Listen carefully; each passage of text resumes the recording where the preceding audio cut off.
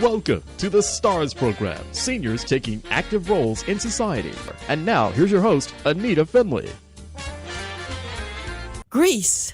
Yeah, you can slip on grease, but you can't do it if you're at a theater. You don't want to slip at a theater. So we're going to talk about Grease, the play, the production. I know many of you have seen the movie, but we have the star of all of it, and that's MARCIE Gorman. And Marcie, of course, has taken on being an artistic director, a producer, and she now has an organization called MNM, and she's over there at the Kravis Center's RINKER theater. So, Marcie. Hello. Without further ado, as they say, you have bitten off a big one this time. Yes, I have. It is a big show, especially to put in a black box. So we have no wing space, but, if you know the show, there's a wonderful song called Greased Lightning, and you got to have a car to do Greased Lightning. So on this giant, not really giant, but there's no sides. It's just literally a box. We have to hide the car, the bleachers, everything has to be inside other modules because there's just not enough room. It's a stage, but there's no sides to it. You walk literally off the stage into the wall. But I have seen your other shows, and you do a great disguise. I am amazed at how you do this. We have to. The designing piece is amazing because without wings on the side, where do you go? I mean, you literally walk off stage into the hall. There is nothing else. So the hallway now is covered front to back, all the way down the side with costumes because there's nowhere else to put them. And we have 2 whole dressing rooms. So we have all the girls in one and all the boys in the other. And we have 17 in this cast. So figure they are split between the 2 dressing rooms. So they're all very friendly with each other. It's a delight. It's an absolute delight. Well, why don't we talk about some of the people who are listening don't maybe even remember Grease. Maybe they don't. Most people would, but why don't you kind of share what the story is? Well, Grease is the word, basically, and that comes directly from the song Grease. And it kind of has had 2 different lives. It started on Broadway, and it's a great show. From there, however, John Travolta and Olivia Newton-John were cast in the movie, and the movie was probably one of the biggest hits of all time. And basically everybody knows the movie and the movie songs almost better than the show because the show may have toured, but it's years ago. It's all, they're setting it like 1959, 1960. So they do the hand jive, 1966. I know how to do that. We did that down at our high school. But it does things like that are a little bit closer to the 60s. But then when they dance, they do some of the older type of dancing, like with flipping girls, the guys flipping the girls under their legs and over their shoulders. I don't know how to do that. It's a good thing I'm not that old. I couldn't handle that. So it's hard enough to stand up, let alone dance on the floor. I'm not a good floor dancer. Were the skirts crinoline skirt? Were they? Yes. They were, weren't they? They're crinolines, and on top of the crinolines are the dresses, and it's adorable. So Grease is basically, it's a love story. It's a boy meets girl, boy loves girl, girl loves boy. Then they lose each other, and then they have to find each other in the end. So it's just a classic story, but it's just so beautifully put together and so much fun.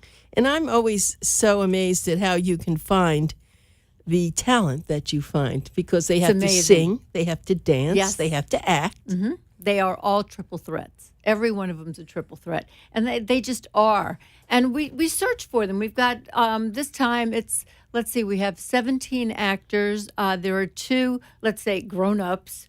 And the rest are basically the kids. They're all in their 20s, early 20s, mid-20s, something like that. So they're almost all kids.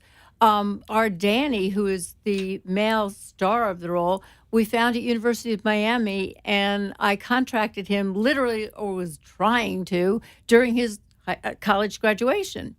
And it was kind of like, well, what should we do first? Sign the contract or graduate from college?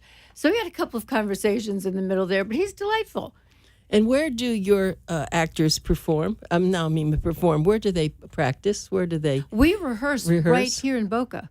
We MNM. It's Marcie, Nancy, Marcie. I have an invisible friend named Nancy. So it's MNM. And we actually have a place down here in Boca. And what I'm really proud of is I kind of had this vision of having an area where we could build our sets. We build our sets to fit that stage, literally.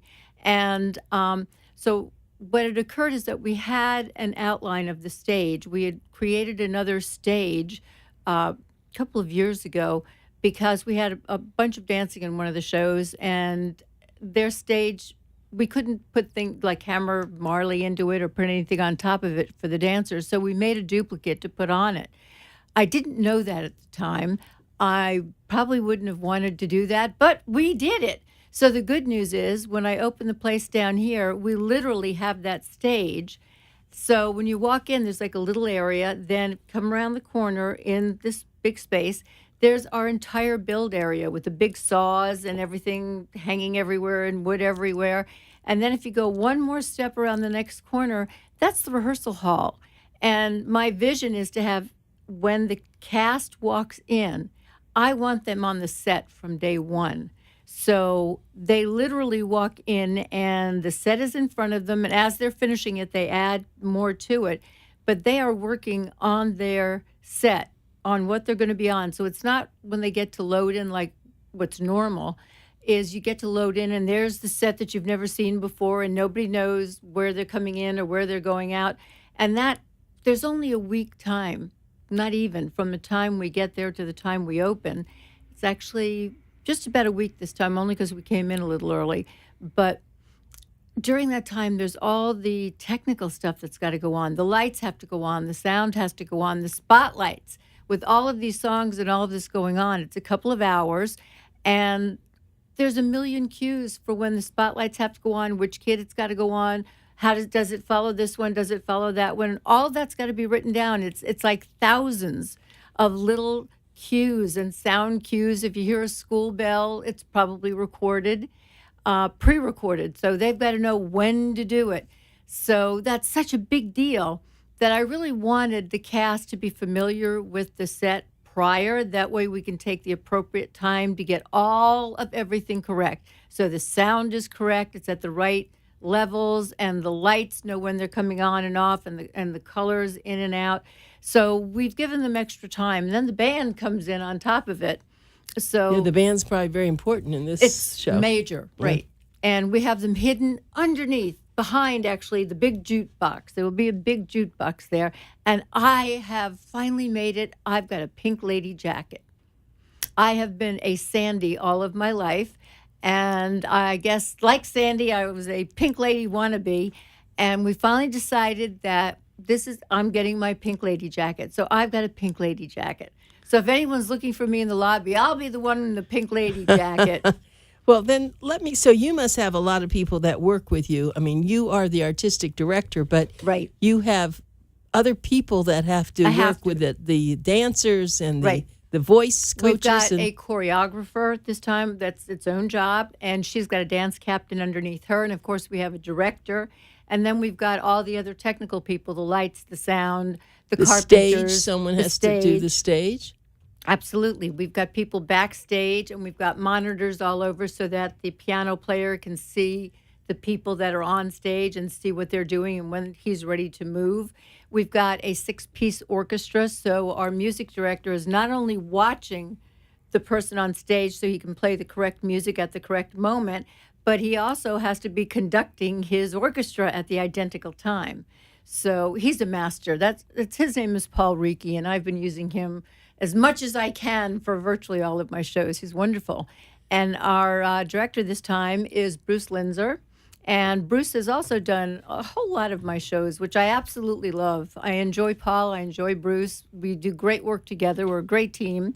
And I do have another director that I work with, but not on Grease. Grease is all about Bruce and, there's a story. But before you do that, I want to make sure I know it's almost sold out, but I need to be able to promote this for you.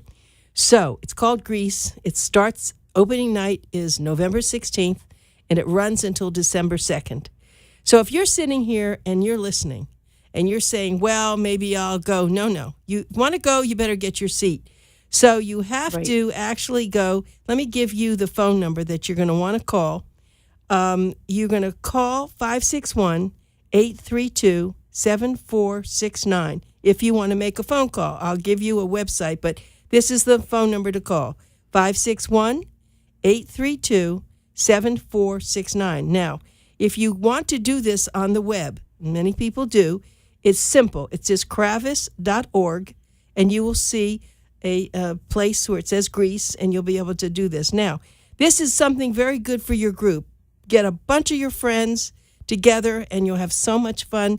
And there are group sales numbers. I'm not going to bore you with that now, but just so you know, when you get on the kravis.org, think in terms of group.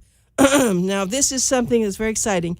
The Kravis Center really is in conjunction, is doing this with MNM, and they don't do things casually. They knew that this was going to be a great program, and I complimented you before, Marcie. You've wanted to do this, but to get the Kravis to join forces with you, I think you should really have a big pat on your back. That it's very, very nice that they do this. It's wonderful. They compliment you. It's very nice, to be part of them for at least this show. Hopefully next year we'll pick up the last show of next season and then the first one of the one before. So maybe we'll do two together in 2020. So we're looking ahead. But at least you're there at the Kravis Center. The whole and I'm area. in all of my shows are in the RINKER Playhouse on the Kravis Center. We don't show anywhere else. So we don't pack up and go to a different location. Once that set is taken down. It's gone. It's not built to be on the road to go and visit other locations. So we're pretty much in residence at the Kravis Center at RINKER. So, well, the way that your success, I can see that eventually there may be some things if you do some new deals. You may. I hope so. Yeah, well, you're looking forward to it. Yeah, you're a very progressive woman, and I have great hope for you. So now we can go back to the special thing you want to talk about, Greece. This is just like amazing. So the choreographer that I know and that we had decided to use, her name is Emily Tarallo, Tarallo. What I did not know about Emily, I've met her father before. Her father's name is Barry. He's a lovely man. He's still around acting and singing, and he's just delightful. And one of the things I did not know about Barry, and part of the reason that Emily was so excited about doing this show, is that her father, Barry, was the original Duty in Grease on Broadway, which is just amazing. And he came in with pictures, and that was way back. I think the show came out, maybe in the early 80s. So he's got pictures of himself, red hair, skinny guy, adorable, just one of the beginning. He created the role that went on to create the movie that's gone on to create Grease forever. And it's just, what a small world. Yeah, things just keep falling in places as they're doing this. It's funny sometimes the way things just happen like that. So all her life, all she's heard about is Grease, Grease, Grease. And I gave her the chance to choreograph it, and she's wonderful. So why don't you tell people, just to remind them some of the songs?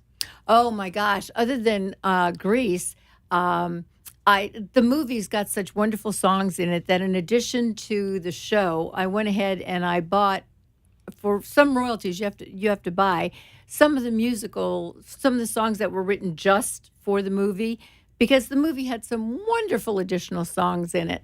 So when you go to the show, if you're a fan of the movie like me, I think I can tell you virtually every word and in order of the movie. The show is different. The show has songs in it that they were taken out for the movie, and the movie had Olivia Newton-John and John Travolta in it, and Olivia Newton-John is such an awesome singer. They went ahead and they added some songs, like she sings Hopelessly Devoted to You, which I've gotten, and she's singing, or Sandy is singing, and, the main song, Grease. Everybody knows the main song. It's Frankie Valli. It's a marvelous song, and that song was only written for the movie. But I couldn't imagine people walking into the theater, my theater, to see Grease and not hear the song Grease when they walked in. So that's just so much a part of it. So Grease was the second song I picked up from there. You're the One That I Want is already, it's Now I'm not sure if that's one of the four because it just all integrates together. It's perfect. We put the songs exactly where they belong, so they fit right back into the show. And they've all got a certain spot, and you can tell if you know it, that they took out this song, but in place of it, they put in this song. And the songs they put in place are good, but we've kept both. So you're going to get a variety of everything. This is a hybrid Grease. It's not the usual Grease. Well, people have just enjoyed. I've gone to all your shows, and people are really enjoying it. And I think they like to know who the producer is. I think a lot of your friends are there, and people are supporting you, and then new people. But I want to go back to how you even decided to do Grease. It was a very big venture, and there are so many other things you could have done, too. I love it. I love it. I had to do it. I love it. It's one of my all-time favorites, and, like right now, I've just been in the process of trying to figure out what I want to do next year, because you have to do that in order to start telling people and getting word out and starting to sell tickets and organize your life. And you've got to get them. There's right here in Boca, you've got Marilyn Wick at the Wick Theater. Marilyn's she's got her whole season. I work off season, so we are pretty much not competing with each other at all. But she does the same thing I do. She's got more shows because she's got a bigger season. I run from May until now, December, which is longer than I used to. I used to just run just the summer because, this area has grown so much, and there's nobody that realizes that people are here in the summer. What are we going to do? Everything closes up. The good news is you can go to your favorite restaurant, and the maitre d' now remembers who you are, and you can just walk in there without a reservation. And then come season, for those of us that live here, the maitre d' in your favorite restaurant no longer knows who the heck you are. You do not get special treatment. You stand there, matter of fact, maybe even longer because you know him, and everything changes. But that's what life is here. Life is snowbird and no snowbird. We are winding into snowbird as we get close to Thanksgiving and Christmas and Hanukkah. And then around Easter time, Easter Passover, the snowbirds go back home, and then we're left with us. And all the shows close, and Kravis Center, they stay open, but their shows are no longer. Their Broadway series is over. Fort Lauderdale, Broward Center's Broadway shows are over. Pretty much Marilyn Wick closes down. I think I'm one of the only games in town, and that's how I started. It's just, what am I going to do in the summertime? For me, I miss theater. I love theater. So I started theater in the summertime. Maybe that's a good name, Theater in the Summertime. Maybe that's what I should have called it. We may have to think about that as we venture forward. But you're right. So many of us are here, and people, if they do go on vacation, it's just 2 weeks, and we do really want this. I mean, actually Broadway goes all year. It does. So we just even in down. the winter. Right, yeah, even in the winter. With the snow. Snow and everything, and they've closed down the streets up there, so you can't grab a taxi anymore. You got to walk to somewhere where you can find a taxi, so you're going to get wet. But Broadway's Broadway. Yeah. So if we grab a little Broadway and bring it down here, if no one else is doing anything, come see my shows. No, I think it was a very smart move on your part. Why don't you just take a second and review some of the ones that you did so people who are listening will realize it? I have done, this is probably my 10th show, and it's my 4th show all alone. So all alone meaning I had a partner at some point, and now I don't. So now I am really doing all of this by myself. So this year... What you did last year? The one you did last year was great. Right. Or this year, right.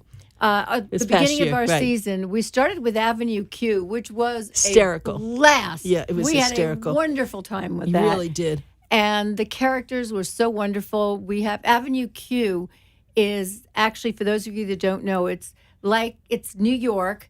And in New York, it's A, B, C, D, E, and they're kind of the neighborhoods. The better ones are up at A. Q, I'm not even sure if it exists, but it's meant to be the lowest rent area there is. So the tenants that you meet are all trying to grow up and, get on their way. And some of them are actors. They're trying to find their way along. So there are puppets in Avenue Q, which is what makes it adorable. While they're not hidden puppets, they're not on strings, but they're actually people standing there with a half of a body on a stick. And after a while, you don't see the person doing it anymore because their head matches every move that the puppet makes, they make. Well, it's very much like The Lion King because Very much. It's you lose. That's right. But I will tell you something funny. I don't know where I was. That maybe I was at the last theater, but they were talking about Avenue Q, and one woman said, an older woman, it was so risque. Oh my gosh, it is. Was. There's a couple of scenes, and I warned people about that because I said this is not a children's puppet show. This was an adult puppet show, very adult, because puppets can do things on stage that people are not allowed to do, and they did. It was great. It's adorable, and you can be that risque with it because it's a puppet. It was great. All right, and then the next one. The next one we did was I Love You, You're Perfect, Now Change. Oh, yes. And that was a series of almost little vignettes about how people's lives change through the course of it. And it starts off with people being younger and then getting older, and then some got married, some stay single. So we follow all these different people's path, and they have children, and then they go on to have grandchildren, and then as life progresses, it begins anew. And at the very, very end, a couple meets, they're not a couple, two people meet at somebody else's funeral, and neither one of them know the person who's being buried anyway. So it, of course, sets the stage, for back to the beginning. So the end was just a beginning again. So that was a great show. I love that. After that one, we just finished doing My Way, which was the Frank Sinatra. Right. All the beautiful music. And, of course, there isn't another Frank Sinatra, right. so we didn't have one. That was a hard, actually, when you said you were going to do it, that was hard. But, I think the music was so good and the people were very infectious. Yes, weren't they? So it worked out. It did work. We tried to create the scene for them and set the scene for people watching. So we didn't have people just stepping up to the microphone, singing the song and walking away. The bar, everything. Right. We had the bar up. We had different bars. We had all kinds of different scenes going on so that you would understand what you're watching. Otherwise, it's nothing. No. So you take a script that's meant to be just a tribute to Frank Sinatra and start to add some meat on the bones, because it's just otherwise it's one up to the microphone after the other. What could be more boring? Was this something you invented, or did you take it from somewhere else? My Way, all of the shows that I do, I get from the people who own the rights to it. Oh, but so there is a My Way already done. Oh, yeah. I didn't know that. This is owned, the one that we did was owned by, it's called Summer Wind. And the guy that wrote this particular tribute's name is David Grape. And I actually was working directly with him getting the rights, which was very interesting. So it's not done a lot. This version that we did is not done a lot, but I thought it was an awesome version. And so we did it, and we added in our little thing. And our little thing is just not, even in a cabaret with all songs, we're just not going to stand there and sing. We just can't do that. We have to add acting. It was so lovely. And I'll tell you what I like, too. It seems like before the show, people know each other. They're hanging around. It's not a large area. Right. But people are very anxious. It seems like it's like a mini, well, even in Broadway, though, you don't see that because you have to go right in. But it's a place where people can kind of come. They get a little to eat or to sit and drink. Right. In fact, I got there were no tables because everybody was there, and somebody invited me. You can sit down at this table. But I think your will call, everything works, and I think that it comes together. You're doing a great job at this because that's the whole experience. But now I don't want to get off. I want to go back to Greece because I want to make sure that people don't miss this. November the 16th to December the 2nd. This is the kind of a movie you can take your grandchildren because you can say, well, that's what my life was like when I was there, right? That's exactly right. And the way you're going to get tickets, you can go to the website, kravis.org, or you can call 561-832-7469. Again, 832-7469. And so pick a night. Now, let's see. It's Thursday. We run Thursday night. We have a preview. Today's Wednesday. Tomorrow's Thursday. We have a preview. Friday night is our official opening. We run Saturday afternoon and Saturday evening, and then Sunday afternoon. And next week we have a Wednesday because Thursday is Thanksgiving. So on Thursday, we are not running a show. So we're doing one Wednesday night to make up for the Thursday night. And then Friday, again, 2 on Saturday and 1 on Sunday. So if you're looking for a matinee, you got Saturday and Sunday. And if you're looking for evenings, you've got Wednesday, Thursday, Friday, and Saturday evening. So 4 evenings, 2 daytimes. And that goes on until December 2nd, which is a Sunday. And that's the first night of Hanukkah, I just found out. So I do have a question. I always, when you see the performers and you're exhausted at the end, then you say, oh my goodness, they've got to do this again. How do they do that, Marcie? You know, the theater, I get excited in the theater. That's part of why I'm doing this. It gives me so much energy, and it gives them the same thing. I see. So you really draw the energy off of each other, and the best part is you really draw it from the audience. So if you have an audience that's just kind of like sitting there, like not applauding, not making noise, it's not fun, and you don't get the adrenaline rush. What you really need is a great audience. That's the fourth, they call it 4 walls in acting, and the 4th wall is the audience because you need all 4. So